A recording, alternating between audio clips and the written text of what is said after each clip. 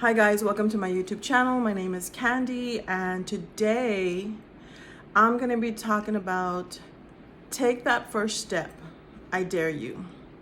So, if we're not careful, and if you see me looking to my sides, guys, I'm going over my notes because I always want to make, I always want to be efficient with my time, your time. And so, if we're not careful, we are going to fall into these patterns of defeat and in our daily living. And these patterns of defeat will come, and before you know it, they're going to define our lives. And we don't want that, right? I mean, who in their right mind wants to be or wants to live like that, a defeated life? So what happens is that we fail so many times at something, and an area in our life, right, that we start thinking, we can't change. After a while, we start really believing that, oh, well, this is the way it's going to be, and I'm never going to change. But I want you to know that that's a lie from the pit of hell, okay? Because that way of thinking, that mind frame, is going to attack our self-esteem. And, it's going to generate this thing called self-loathing, self-hating, right? And so after a while, when we fail at something, I know this is what I'm calling a pattern of defeat. When we fail at something, we tend to stop trying. Right? I know for me in my past, what I would do? I would get into a fetal position literally in my bed for days, right? And so because I felt so defeated, I felt like, I'm never going to improve. I'm never going to change this area of my life. Why even try? And that leads to what I would call excessive behaviors. And this is where, for some of us, you may find yourself in one of these. This is where we eat more, we sleep more, we go buy stuff, we shop more, we, drown our sorrows in, the alcohol, the drugs, whatever behaviors, excessive behaviors, because we don't want to look at the reality. And for that moment, for that time, our reality is, I'm never going to change. This is who I am. But that's a lie. Because today, I'm going to talk to you about changing that perspective, that way of thinking, because it's not a reality. It's not true. And so, because sometimes you have to understand that you have to step back and look at yourself and say, okay, hold on, what is this? I see a pattern here. Or, there's something that can be different. Because I'll tell you right now that when I would, fall into those patterns of defeat, it would take me 3 months, 6 months, 9 months, a year before I would muster up the courage to try again. And I will tell you today, it takes me from one day to the next, sometimes same day, and I'm back on it again.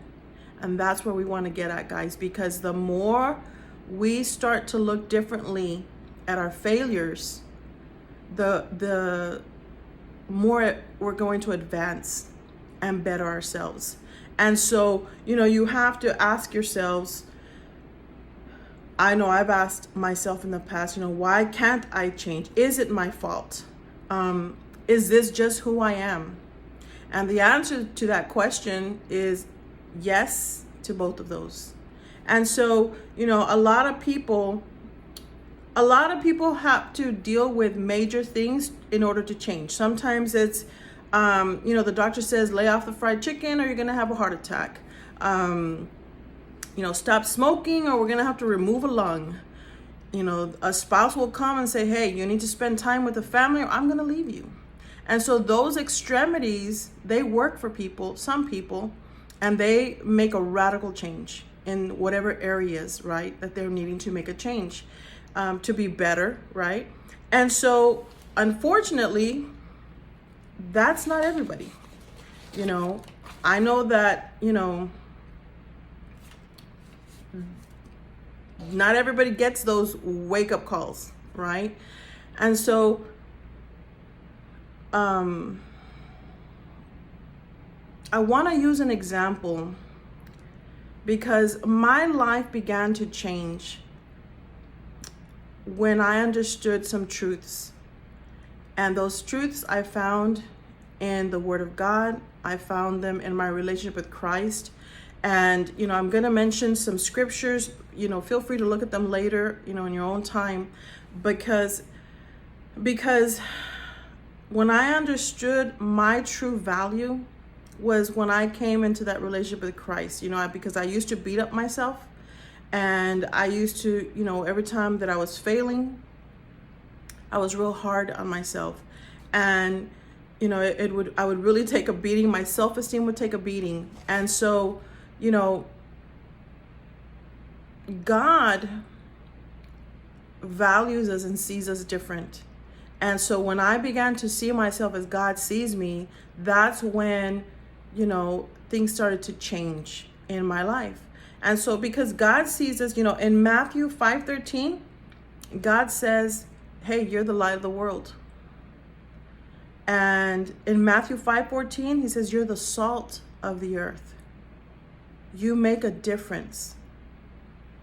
And, we're so valuable that the Bible says in Luke 12:7, it says that he even keeps track of every hair on our heads. That's how focused and beloved we are and special to God. And so we cannot allow ourselves to see our failures as the end result. Like, that's it, it's over. We can't get out of that, right? Because perfection is an illusion. The only perfect one is God. And so Paul the apostle could relate to our struggle. He said in Romans 7:15-18, I'm going to read that one. This is what he said. He says, I do not understand my own actions, for I do not do what I want, but I do the very thing I hate. I can will what is right, but I cannot do it. And so he understood the struggle of, man, I want to do right. I want to get better, but there I go again. There I mess up again. And so, because people want to change for the better, you want to change. I want to change areas in my life, right? That are, that I want to transform. And so be honest with yourself, right? As I have had to be, and ask yourself, what's that one thing that about yourself that would improve your life if you changed it? Think about that. Now, have you tried?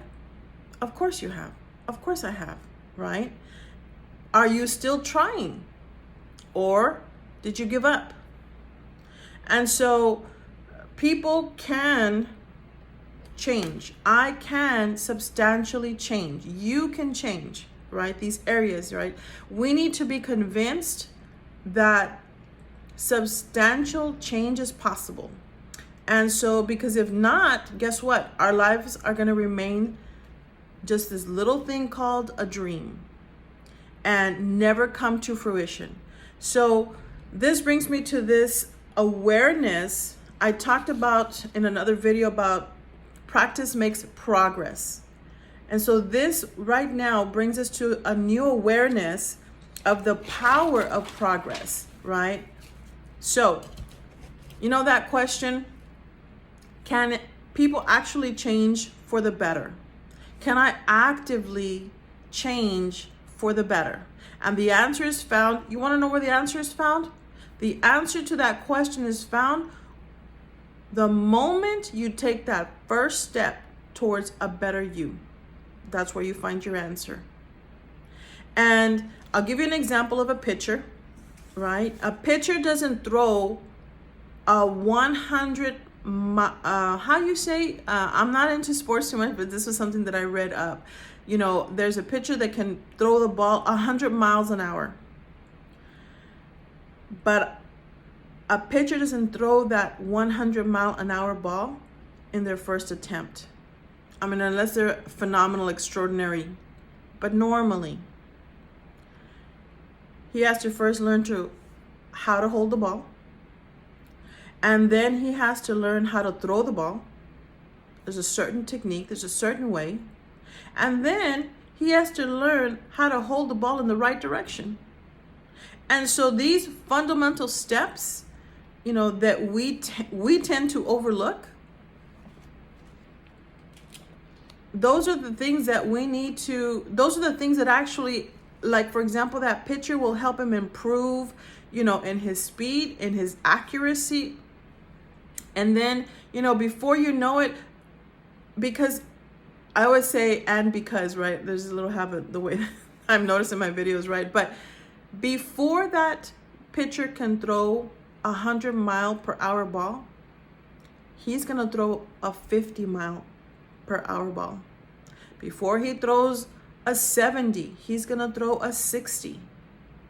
And so, you know, there's days that he's probably not going to throw as fast as he could have the day before. Today, let's say he throws an 80-mile-per-hour ball, and tomorrow he throws a 60. Wouldn't it be crazy if after that day of throwing a 60-mile-per-hour ball, he throws his hands up in the air and says, never mind, I failed? He doesn't do that. Practice makes progress. And so it's in these moments that someone like that can celebrate their overall progress. And, you know, or you know what, maybe he wasn't as fast, but you know what, he can focus on some aspects other than speed. Maybe that pitcher's not throwing it as fast, but the ball is moving in the right direction. Or, you know, he's throwing it with more accuracy every time. And so at every juncture, he celebrates his progress. And let's say the pitcher gets injured. Guess what? Any great rehab coach is going to not only bring that pitcher back to the basics of what? Holding the ball, throwing the ball in the right direction, but they're actually going to set them up to where there's going to be stages, there's going to be goals along the ways of their rehabilitation. And so in order for that athlete to celebrate that progress, celebration or celebrating progress is fundamental in the psychology of our change. And just like that picture, our lives is no different. You know, in our culture, we tend to celebrate with food. We tend to celebrate with bringing or buying stuff. But I want to think of a new way of celebrating progress by giving ourselves a psychological pat on our backs. Because there's something more powerful in the way that we speak to ourselves. So, celebrating progress is the first secret to breaking the patterns of failure. You want to break that pattern of failure? Celebrate the progress. You know, another secret is recognizing that failure is a part of great achievement and discovery. You know, we live in a culture that's obsessed with success or looking successful, you know, and subconsciously, anything less than that is failure to us. You know, you see the highlight reels, but we don't see the backstory. What did it take that person to get where they're at? And that's the reality of it. You don't You don't get it the first time, you know. Understand, if you fail in whatever area you're trying to or you're wanting to improve, you're not a failure. You just failed at the moment. That's it. You know, don't allow yourself to wallow in it and go down these toxic, dark behaviors and, you know, like me, throw yourself in a fetal position and close the curtains and say, you know what, this is just the way I am. No, this is not the way you are. God can do so much more with you if we can learn to understand that failure is not the end result. You know, we look at great men like Thomas Edison, Albert Einstein. These are men that tried over and over and over again. But the difference was, they dealt with trial and error. They dealt with mistakes, frustrations, just like all of us. But their views were different, you know, because they saw what we called failures, they saw them as clues to the discoveries they were looking for. That's how they saw it. And so it's okay to fail. Failure plays an important role in our development and a critical role in becoming perfectly ourselves. Understand that, okay? So there's 3 things that I want you to take away. Number 1, there's other people before you that have successfully overcome these obstacles that you're dealing with. So guess what? Go look for them. Learn from them. Draw from their strength. Draw from their encouraging stories, their examples. Number 2, all your past failures, they better equip you. They better equip me to succeed in that next attempt. I learned 1 way not to do it. I learned 5 ways not to do it. So guess what? You don't waste as much time on the next time, that you get up and you try again.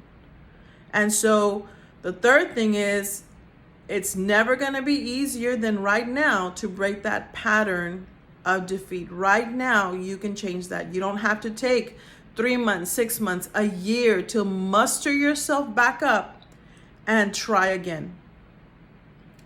Today, this moment, you can start all over again. You can try again, right? Go back to the drawing board. And so, you know, I was reading on this also, there's 2 groups in this world. You have the learners and you have the non-learners. You know, the learners, they're open to what happens around them. They listen. They hear the lesson. And when they do something stupid, they learn from it and they don't do it again. And when they do something that works just a little bit, they do it even better and harder next time.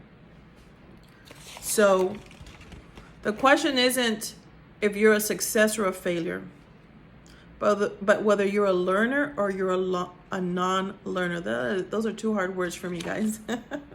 So I dare you to take that first step again, right? I dare you to get up. And I'm going to ask you again, what's the one thing about yourself that would improve your life if you changed it? What is it? Are you wanting to, what area? Do you want to become a world-class photographer? Do you want to be a musician, a writer? Maybe it's something as simple as, you know what, Candy, I just want to lower my cholesterol. Okay, go back to that grocery store and stay in the produce section, not so much the processed, and invest in your health. Maybe it's having more mobility. Excuse me, I don't know your age. Doesn't matter. I have a sibling that, you know, I will visit with her so many X amount of months.